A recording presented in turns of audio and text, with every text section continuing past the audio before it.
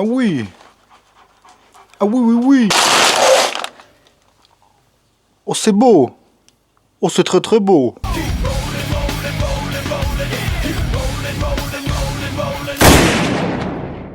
Mesdames et messieurs, bonjour. On se retrouve aujourd'hui dans une nouvelle vidéo pour parler du 11 HP. Alors le 11 HP, il est là.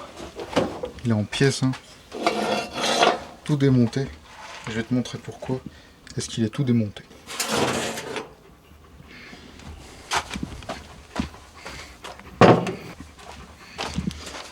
On se met un petit peu plus à la lumière. Comme tu peux voir dedans, la bielle, elle est fonce-défonce, tu vois. Le vilebrequin, lui, c'est pareil, il n'est pas en total bon état. Tout défoncé. Et je pouvais pas le remonter comme ça. De toute façon, ça fonctionnait plus. Donc il fallait que je fasse quelque chose. Donc ce quelque chose, il est là.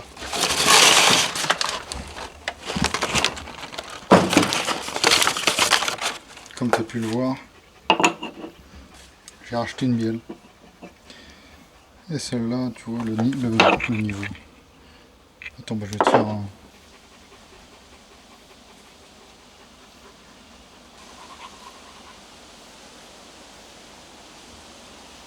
Donc comme tu peux voir, il n'y a pas photo. C'est le même, c'est un 11 HP. Un peu plus rouillé que le mien, par contre. Là-dessus, voilà. Et sinon, je vais te faire un comparatif aussi.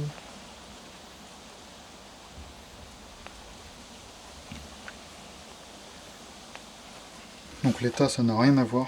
Alors j'ai pas acheté le piston, parce que pour moi le piston il est encore bon. Même si tu vois qu'il est rayé. Donc, comment je pourrais montrer? Là tu vois qu'il est rayé. Il n'y a rien de... Tu vois là, c'est lisse, tu vois. Donc ça va. Le piston je vais le garder. Donc j'ai re-rangé les pièces toutes neuves. Enfin, toutes neuves c'est de l'occasion, mais je les ai re-rangées. Parce que actuellement ce qui va se passer c'est que il faut que je m'occupe du bloc. Que je prépare le bloc. Et une fois que j'aurai préparé le bloc, je pourrai mettre les internes. Mais là le bloc pas prêt du tout. La queue là je vais pas la nettoyer. Elle est un peu calaminée mais c'est juste du noir. Enfin, comment dire, il n'y a pas une épaisseur en fait, ça va juste teinter le truc. Je prends le bloc.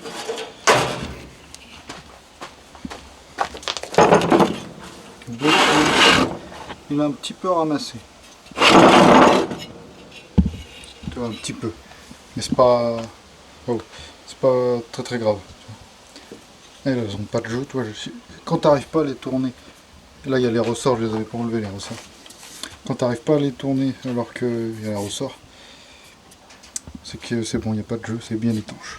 Donc ces pièces, je sais pas ce que je vais en faire, honnêtement, vu qu'elles sont rincées. Ce qui est bien, c'est que la bielle elle a pas explosé. Si la bielle elle aurait explosé, ça aurait fait un trou à ce niveau-là, là. À peu près comme ça, tu vois le trou. À peu près. D'ailleurs, pour ceux qui suivent la chaîne YouTube, j'ai toujours pas regardé ce que c'était le bruit moteur du 12 HP. Qui est là, du coup, c'est écrit là. C'est 12 HP. Toujours pas regardé. Mais à mon avis, c'est cette affaire d'alternateur. J'appelle ça l'alternateur parce que c'est fait pour charger la batterie en fait. Tu vois, il y a un 12 volts qui part là. Je pense que je vais l'enlever. Parce que ça tire un peu sur le moteur quand même, hein, quand il y a des choses qui chargent. Alors certes, la batterie elle sera plus rechargée. Mais bon, est-ce que c'est vraiment très très grave? Donc je pense que je vais le retirer. Ça, peut-être qu'on va gagner un peu de chevaux avec, du coup, parce que ça crée plus d'électricité. Et donc ça consommera moins, et ben, bref, on s'en fout, la consommation. Et en plus ça allégera un peu le moteur, du coup, il n'y aura pas les aimants qui font chier. Donc ça, il y a une très grande chance que je l'enlève. Donc j'ai ramené la visseuse avec le rodoir. L'huile de coupe. Et du nettoyant frein.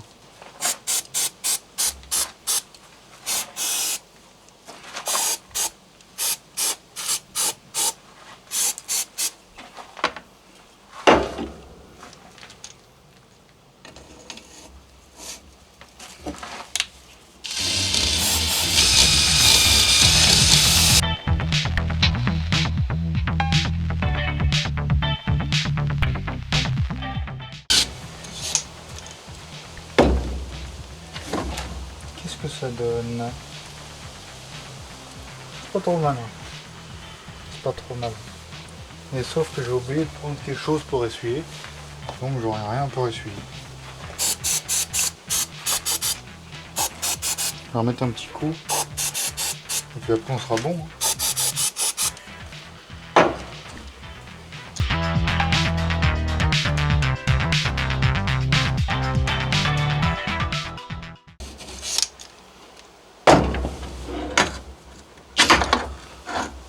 Voilà. Là, on a bien rayé la chemise, c'est impeccable. Je vais voir si avec le nettoyant fin ça y enlève. Le nettoyant fin ça y a bien fait. Hein,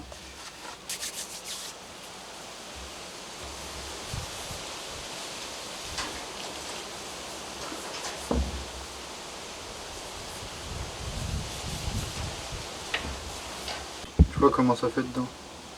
Donc, juste un petit doute là. Je sens un petit truc avec le doigt. Une petite épaisseur, mais c'est vraiment infime. Je sais même pas s'il y a. Non, il n'y a pas un millimètre, mais il y a beaucoup moins qu'un millimètre. Mais ça fait une petite boursouflure. C'est un tout petit. Tu vois où c'est rayé là.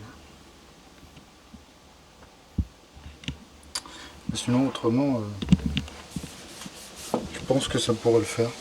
Donc, j'en ai profité pour nettoyer là-dedans. Tac.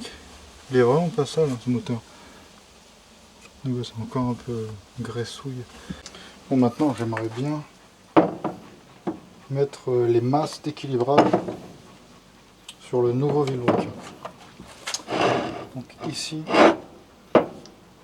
on a une clé de 13 je crois. Je sais pas s'il y a un coup de serrage prescrit. En tout cas il est bien graisseux le truc.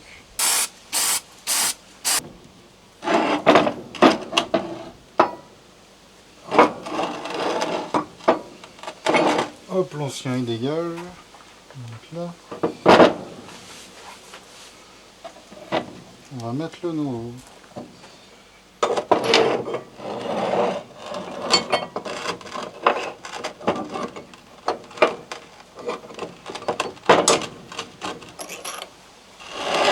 Et on va le remettre. Je vais te cadrer parce que tu vois rien.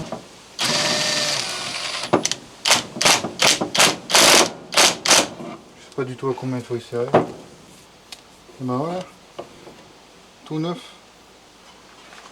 Tout neuf, tout neuf. Donc par rapport à lui, désormais on va lui retirer ce petit alternateur. Sur les moteurs Brix, des fois tu as des boulons qui sont pas métriques. Tu vois. Exemple celui-là. Donc c'est entre le 6 et le 7, moi j'appelle ça. C'est la taille du porte-embout. Exactement la même taille que le porte-embout. Pareil, la même taille. La même taille. D'ailleurs, à l'heure où je te parle, là, récemment, je suis allé acheter des tracteurs tondeuses. 2. Ça va bientôt arriver en vidéo, normalement. Je suis allé en acheter 2, avec un moteur de 11 HP, et l'autre, je sais pas. Donc je te spoil à moitié. Donc voilà, ça sera certainement après cette vidéo-là. Faut que je regarde.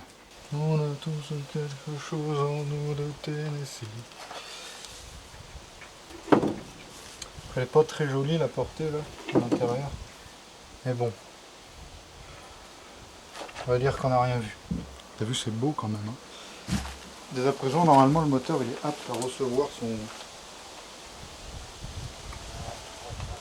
son vilebrequin.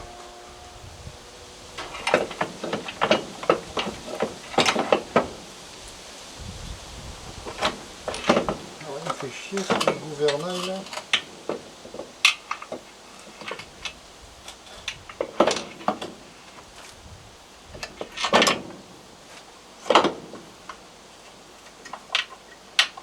Voilà une petite subtilité.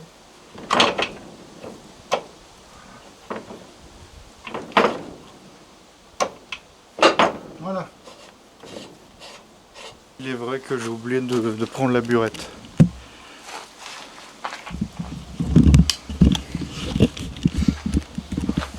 Donc lui je vais pas l'enlever, je vais le laisser dans le moteur. Mais, bon, tu vois rien, j'ai fait un cadrage de merde. Celui-là je vais pas l'enlever, je vais le laisser dans le moteur. Tout simplement parce que je ne sais pas encore ce qui va être l'avenir de ce moteur. Soit je vais m'en servir pour faire un broyeur, soit je vais m'en servir pour faire un tracteur de course. Donc là-dessus, je sais pas trop. Tu vois. Donc je vais certainement le laisser dedans avec le gouvernail. Je viens de check à l'intérieur, donc j'ai dévissé le cache-culbuteur du coup, parce que derrière, enfin bon, je l'ai dévissé, j'ai regardé, l'état il est impeccable, c'est tout propre dedans, tu vois, je m'attendais à ce que ça soit un peu sale, et puis finalement c'est convenable. Donc là maintenant ce que je vais faire, je vais prendre le piston, j'ai ramené la burette du coup, j'ai un petit peu lubrifié, c'est important quand même. Donc c'est de la 10-40, mais bon, on s'en fout. De toute façon, c'est certainement l'huile que je mettrai dedans, de la 10-40, vu la chaleur qu'il fait dehors. Oh, qui c'est? Plat attaque. On va prendre le graissouiller un peu, avec de l'huile bien chaude. Pour notre piston, on va lui enfiler dedans. Tac. Là, faut pas se tromper de sens pour la bielle. Donc, l'encoche côté volant moteur.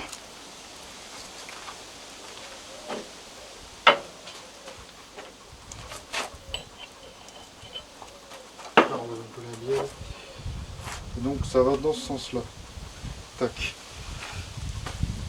Donc là, on va venir le présenter au-dessous. Tu vois. Là, paf. Donc, je l'avais déjà mis de ce côté, le centreur. Aucun jeu. Très très bien. Paf, paf. Alors, par rapport aux clips comme ça, comment est-ce qu'on peut se démerder pour les mettre? Le mieux, c'est de prendre une pince, comme ça. Tu chopes le petit bout.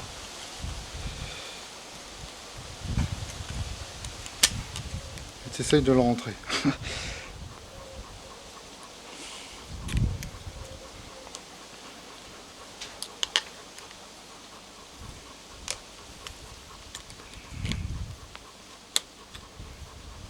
Comme ça. En gros. Donc là, il est bien rentré. Donc je crois que la bielle, elle va comme ça. De toute façon, on va le voir. Si elle va pas dans ce sens-là, ça va pas remonter jusqu'en haut. Et ça va faire de la merde en bas. Pourquoi je pense qu'elle va dans ce sens-là? Parce que tout simplement, bon, tu vois pas, mais de l'autre côté, il n'y a pas la place pour dévisser la bielle. Donc compliqué, tu vois. Donc là, on va être généreux avec la lubrification. Voilà, ça va suffire. Puis si ça coule, on en met autour sur le segment.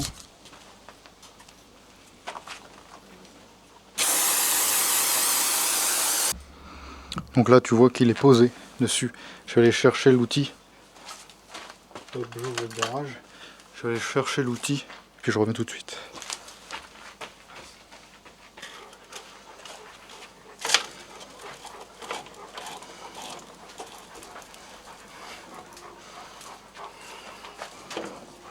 Hop, là il est bien.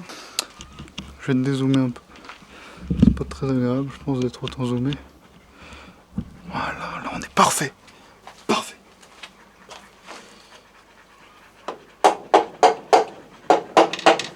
Merde.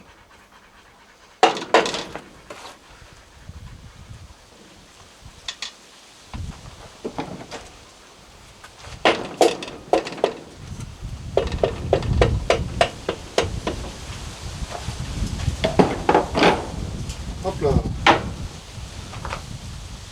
Là on n'est pas trop mal. Un peu de lubrifiant. Ah, ça va dans quel sens ça? Comme ça. Hop là.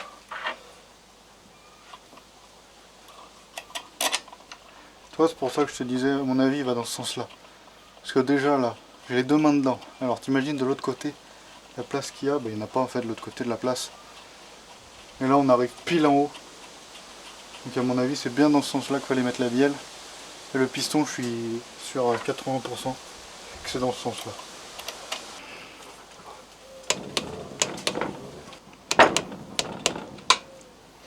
Boum. Ça c'est fait. Maintenant je vais replier, tu vois, il y a des petites ailettes à replier. Maintenant, très important, à ne pas oublier, la petite clavette qui va là. C'est pas du tout de ce côté qui va, puisque regarde. Bah oui, c'est pas du tout de ce côté, parce que tu vois que là, juste au-dessus de mon doigt, tu as le point. Le point, faut que tu le voies. Si tu ne le vois pas, tu peux pas faire le réglage au cam.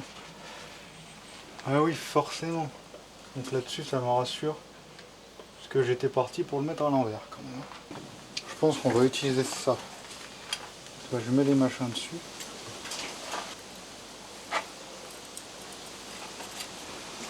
Et on l'approche. Voilà. C'est presque comme si c'était fait.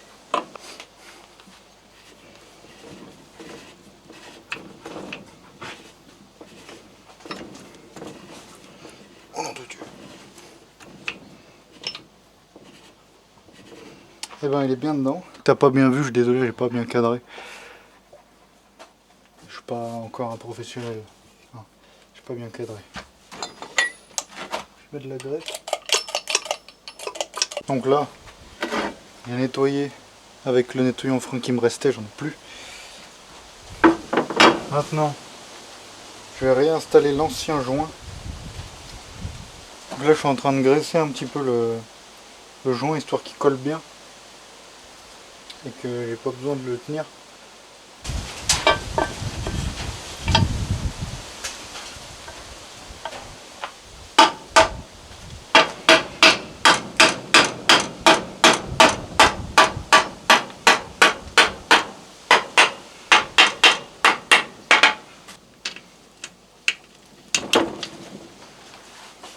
Voilà.